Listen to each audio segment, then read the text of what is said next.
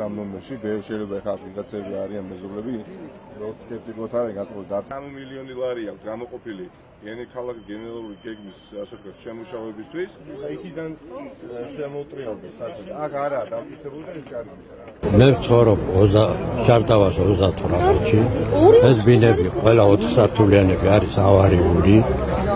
ეხლა გვიპირებენ აქ 2-25 სართულიანი სახლი საერთოდ დააბნელებს ამ ჩვენ ბინებს და კატლავანის საზირკველის გათხრის დროს შეიძლება დაინგრეს კიდე. იგი მადლობა. სახელი და გვერდით რა? ვახტანგ ჭეიშვილი. მადლობა. ამ ტერიტორიის გარშემო არსებობს 7 კორპუსი.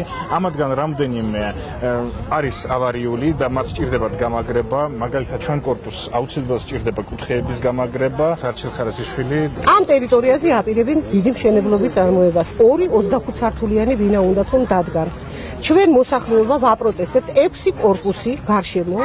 ვაპროტესტებთ ამ მშენებლობას და ვთხოვთ მერიას გამოუყოს ამ ხალხს ალტერნატიული ფართობი და აქ შეიქმნას რეკრეაციული ზონა, სკვერი და ბავშვებისთვის სათამაშო მოედნები.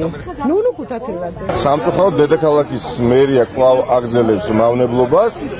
ამჯერად შუაგულ საბურთალოზე ცაგერის ქუჩაზე იგეგმება 2-25 სართულიანი კორპუსის მშენებლობა, იქ სადაც თავისუფლად შეიძლება მოეწყოს სარეკრეაციო ზონა, გარშემო თქვენ ხედავთ უამრავი კორპუსია, მეც და მათ შორის აქ ყველა მოსახლე შეიძლება შთაბეჭდილებათ, რომ მერიაში ეს ხალხი დღეს მაღალჩინოსნები არიან მოსწრებაზე, არჩევნებამდე გასცენ აი ამ დანაშაულებრივ პროექტზე ნებართვა და მე მოუწოდებ დედაქალაქის მერიას დაფიქრდეს და საბუთებო წარდგენილია დედაქალაქის მერიაში, ხელი არ წაუსწეს და არ გამოიწვიონ ხარისხობანი რეაქცია აი ამ მიკროუბანში. შეუძლებელი და დაუშვებელია ჩაიდგას 2-25 სართულიანი კორპუსის შუაგულ საბურთალოზე.